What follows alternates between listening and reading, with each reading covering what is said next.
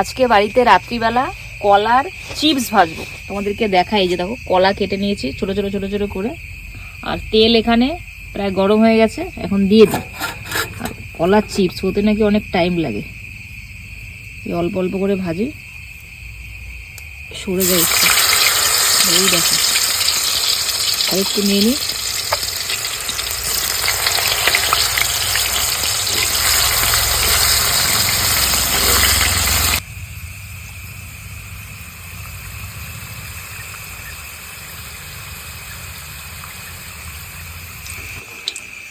বেশি ভাজা হয়ে গেছে একটু,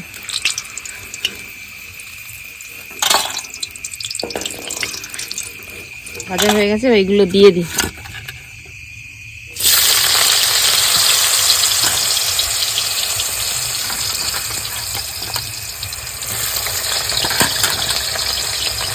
আর দেখো কলার চিপসের কলা না, মানে চিপসের কলা আলাদা আলাদা হয়, কিন্তু আমি অন্য কলার করছি, মানে খাবার কলার চিপস করছি।